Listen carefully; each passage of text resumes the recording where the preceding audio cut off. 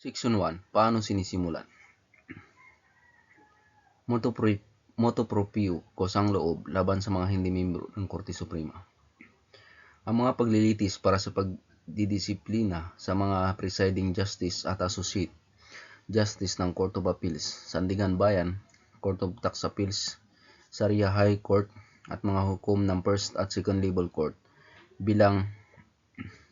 kabilang ang Sharia District at Circuit Courts, may maaring pasimula ng Judicial Integrity Office, GIO, sa sarili nitong kusa o sa ilalim ng direktiba ng Korte Suprema o sa pamamagitan ng pagsangguni mula sa mga naaangkop na tanggapan ng mga tertiary level courts o anumang administratibong lupon tulad ng, ngunit hindi limitado sa Civil Service Commission, Commission on Audit, tanggapan ng Ombudsman o kagawaran ng katarungan.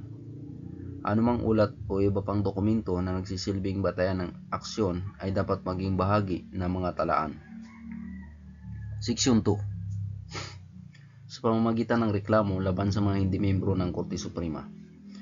Ang mga paglilitis sa pagdidisiplina laban sa mga nabanggit sa Section 1, ang kanuna ito ay maaring ding isampa sa GIO ng sinumang interesadong tao sa pamamagitan ng alinman sa mga sumusunod. Ang isang sinumpaang reklamo, verified complaint na suportado ng mga sinumpaang salaysay ng mga taong may personal na kaalaman sa mga katotohanang inaakusa rito o ng mga tunay na dokumento na nagpapatunay sa mga paratang. O isang hindi nagpapakilalang reklamo, anonymous complaint, sa kondisyon na ang mga material na paratang nito ay madaling mapapatunayan o masusuportahan ng kaukulang ebidensya kabilang ang mga pampublikong talaan. Sa bawat kaso, ang nakasulat ng sinumpaang reklamo o hindi nagpapakilalang reklamo ay dapat nagsaad ng malinaw at maikli ng mga gawa o pagkukulang na bumubuo sa administratibong paglabag sa ilalim ng kanon na ito.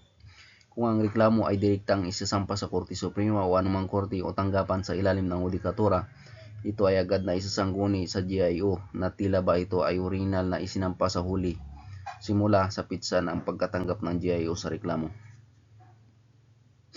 3. Section 3.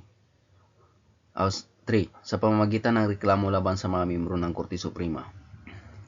Ang mga reklamong kinasasangkutan ng katiwalian at korupsyon at mga paglabag sa mga pamantayang etikal, kabilang ang mga hindi nagpapakilalang reklamo laban sa mga miyembro ng Korte Suprema, ay dapat direktang isampa sa Korte Suprema at isangguni sa Committee on Ethics and Ethical Standards nito. Ang komite, pagkatapos suriin ang reklamo at anumang ebidensya bilang suporta rito, ay magsusumiti ng ulat ng mga nagpag-alaman at rekomendasyon nito sa Korte Suprema en banc. Kung ang reklamo ay direktang isinampa sa GIO, isangguni ito sa Korte Suprema ng tila ba ito ay orihinal na isinampa sa Korte simula sa pitsa ng pagkatanggap ng Korte sa reklamo. Section 2. Epekto ng pagkamatay, pagreretiro at pagkakahiwalay sa serbisyo sa mga paglilitis. 1. Mga sitwasyong umiiral na bago pa man simulan ang paglilitis. Hindi maaaring magsimula ang mga paglilitis sa pagdidisiplina laban sa isang hukom na pumanaw na, nagretiro, nagbitao o sa iba pang paraan ay nahiwalay na sa hudisyal na serbisyo. Gayunpaman, para sa mga seryoso o mabibigat na dahilan, maaari pa rin simulan ang nasabing paglilitis sa kabila ng pagreretiro o pagbibitiw o pagkakahiwalay sa serbisyo sa loob ng 12 buwan mula sa pagreretiro, pagbibitiw o pagkakahiwalay sa serbisyo. Mga sitwasyong nangyari lamang habang nakabinbin ang paglilitis.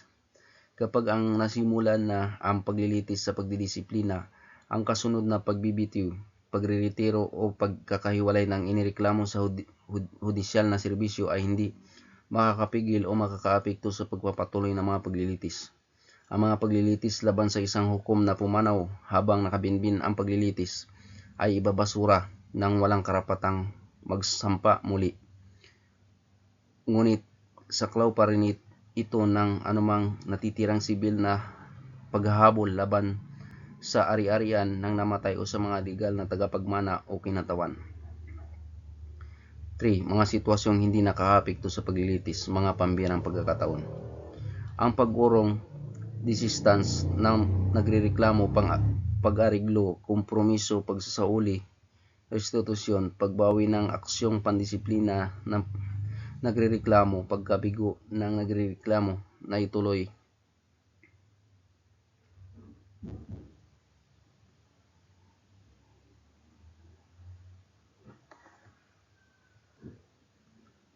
Ang kaso, pagkamatay ng nagrereklamo, paglipat ng tirahan ng inireklamo sa ibang bansa o iba pang katulad ng pagkakataon ay hindi makakaantala o magtatapos sa investigasyon at resolusyon ng mga aksyong pandisiplina na isinasagawa ng GIO, maliban na lamang kung may mga pambihirang pagkakataon upang pawalang bisa o ibasura ang aksyon ayon sa determinasyon at rekomendasyon ng GIO ng Korte Suprema.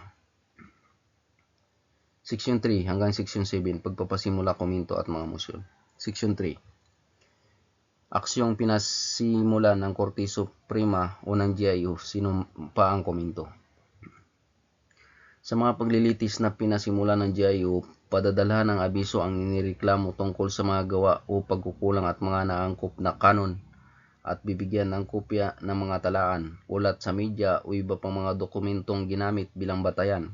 Pagkatapos nito sa loob ng 10 araw mula sa pagtanggap ng abiso o anumang palugit na ibinigay ng GIO na hindi higit sa 30 araw, dapat maghain ang inireklamo ng sinumpaang komento na suportado ng ebidensya. Section 4. Unang aksyon kapag ang paglilitis ay pinasimula ng reklamo, sinumpaang komento. Kung ang aksyon ay sinimula ng isang sinumpaan o nagpapakilalang reklamo at may nakitang batayan ng GIO na ipagpatuloy ito, padadalhan ng abiso ang inireklamo at hihingan ng sinumpaang komento sa loob ng 10 araw. Maaaring palalawigin ngunit hindi higit sa 30 araw. Section 5. Rekomendasyon para sa agarang pagbasura ng reklamo. Kung walang nakitang batayan ang GIO na reklamo, inirekomenda nito ang agarang pagbasura, outright dismissal kung ang reklamo ay halatang walang batayan at isinampa lamang sa para manggipit. Ipapaliwanag sa Korte Suprema kung bakit hindi dapat patawan ng contempt ang nagreklamo at administratibong parusa naman kung ito ay isang abogado. Section 6. Bunga ng hindi pagbibigay ng komento. Ang pagkabigong magsumiti ng sinumpaang komento ng walang sapat na dahilan ay mangangahulugan ng pagtalikod sa karapatang makilahok sa paglilitis at magpapatuloy ang investigasyon base sa magagamit na ebidensya. Section 7.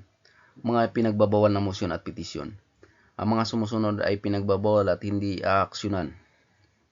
A. Motion para sa Bill of Particulars o para sa paglilinaw. B. Motion para sa ibasura, motion to dismiss. C. Motion to quash, D. Mga memorandum. E. Mga karagdagang petisyon, supplemental pleadings kasama ang reply at rejoinder at motion para sa rekonsiderasyon ng utos at agarang pagbabasura. Section 8. Administratibong kaso na itinuturing na aksyon sa pangdisiplina bilang membro ng bar. Ang kasong administratibo laban sa isang hukom ay ituturing ding aksyon laban sa kanya bilang membro ng bar kung nalabag din nito ang sumpa ng abogado, lawyer's oath, o ng Code of Professional Responsibility and Accountability, pagsasamahin ang paglilitis dito. Section 9. Preventibong suspensyon ng inireklamo. Maaaring iutos ng Korte Suprema ang preventibong suspensyon na hindi higit sa 90 araw para sa mabibigat na dahilan. Kung mapawalang sala, ibabalik ang mga sahod at benepisyo ng hukom para sa buong panahon na siya ay nasuspindi. Section 10. Pagpigil sa mga benepisyo sa pagreretiro. Maaaring pigilan ang pagkuha ng benepisyo sa pagreretiro hindi hihigit sa 3 buwan habang nilulutas ang kaso, maliban sa mga terminal o accrued leave benefits ng hukom. Section 11. Proseso para sa formal na investigasyon. Kapag hindi kailangan ang pagdinig, didesisyonan ito base lamang sa mga dokumentong nakumpleto. Pangalawa, kapag kailangan ng pagdinig, magsasagawa ng pagdinig ang GIO na hindi lalagpas sa 30 araw o 30 araw mula sa unang itinakdang petsa. Maaaring magpresenta ng mga saksi at ebidensya. At pangatlo, ulat ng GIO ipapasa sa Korte Suprema sa loob ng 60 araw, 60 araw, maaaring palawigin ng 30 araw pa. Mga tungkulin ng GIO sa panahon ng mga pagdinig. May kapangyarihan ng GIO na magpanumpa, mag-issue ng subpoena ad testificandum at juris tecum, magsasagawa ng mga inspeksyon at kumuha ng mga deposisyon. Section 13 and 14. Pagsangguni at pagwawakas ng investigasyon ng pag-alam ng katotohanan, fact-finding. Maaaring ipasa ng GIO ang investigasyon sa Office of the Judiciary Marshals o iba pang lupon na patapusin at iulat sa loob ng 60 araw, may palugit na 30 araw kung kinakailangan. Section 15. Pagiging kumpidensyal ng mga paglilitis sa talaan. Lahat ng ito ay eksklusibo at kumpidensyal lamang sa Korte Suprema. Section 16. Aksyon ng Korte Suprema. Gagawa ng aksyon ng Korte Suprema base sa ulat, batas at kodigong ito. Ipapadala ang kopya ng desisyon sa mga partido at i-attach sa mga opisyal na talaan ng hukom. Section 17 to Section 17. Pag-uuri ng mga paglabag. Ang mga paglabag administratibo ay nauuri bilang mabibigat, serious, hindi gaano mabibigat, less serious, o magagaang paglabag, light offense.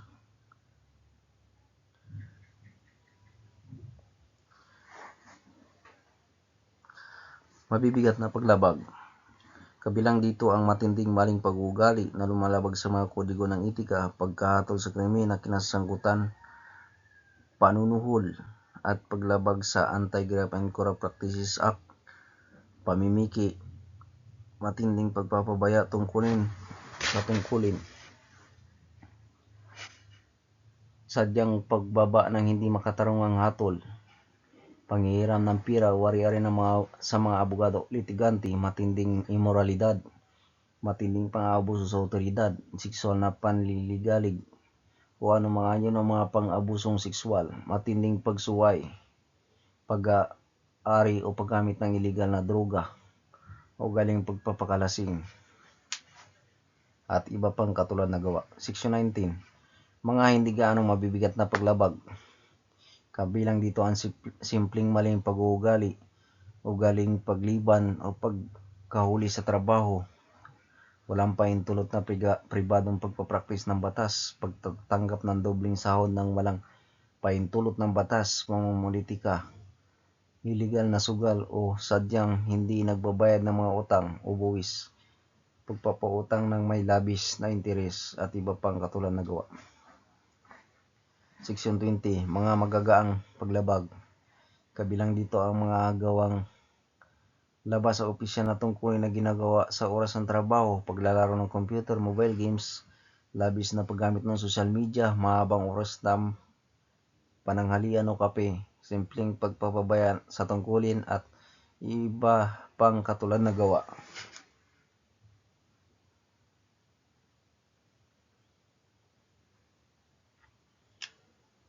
Section 21.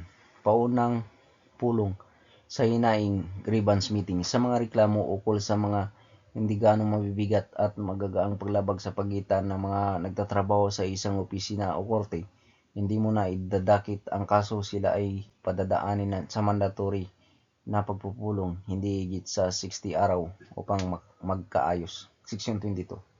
Mga parusa. Pagkasisanti, dismissal, pagbawi ng mga benepisyo, leave credits, at pagbabawal na muling makapasok sa gobyerno, suspensyon ng walang sahod at 101,000 hanggang 500,000. Hindi gaano mabibigat na paglabag. Suspensyon ng walang sahod, 6 na buwan at 1 araw hanggang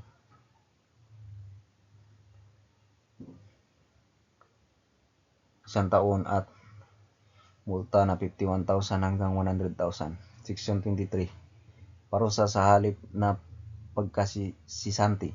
Kapag ang hukom ay nagretiro o nagbitiw na bago mapatawan ng dismissal, ipapataw na lamang ang pagbawi sa mga benepisyo at pagmulta sa kanya. Section 24 and 25. Mga nagpapabago sa parusa. Titingnan ng korte ang mga mitigating, nagpapagaan o ng opisa o aggravating, nagpapabigat dati ng may kaso na mga sitwasyon upang ibaba o itaas ang parusa. Section 26. Parusa para sa mga maramihang paglabag. Magkakaiwalay na parusa ang ipapataw sa bawat magkaibang paglabag kapag lumampas ng 5 taong suspension o 1 milyon na multa. Ang kabuuan maaaring mauwi ito sa tuluyang pagkasisante. Section 27. Pagbabayad ng mga multa. Dapat bayaran sa loob ng 3 buwan, kung hindi, ibabawas ito sa sweldo, benepisyo o sa mga naipong leave credits. Section 28. Agarang pagpapatupad. Agad na ipapatupad ang parusa sa oras na matanggap ng hukom ang desisyon. Section 29. Ang pagsasaayos base sa inflation adjustment. Aayusin ng Korte Suprema ang mga halaga ng multa tuwing 5 taon base sa inflation rate. Section 30.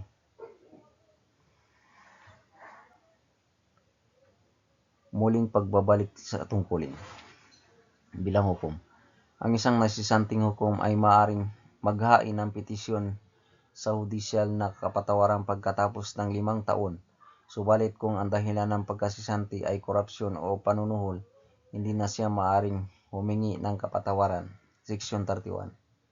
Petisyon para sa hudisyal na kapatawaran. Dapat lamang ng petisyon na 5 taon na ang nakalipas. B. Nakasunod siya sa lahat ng parusa. C. May pagpapatunay ng pagbabagong buhay. D. Nakipag-ayos na sa naagrabyadong partido o gumawa ng pampublikong paghingi ng tawad at may mabuting moral na karakter. Section 32. Aksyon sa petisyon, prima facie na merito. Suriin ito ng Korte Suprema kung may paunang merito. Kung meron, ipapasa sa GIO o iba pang lupon para imbestigahan. Kung wala, agarang ibabasura.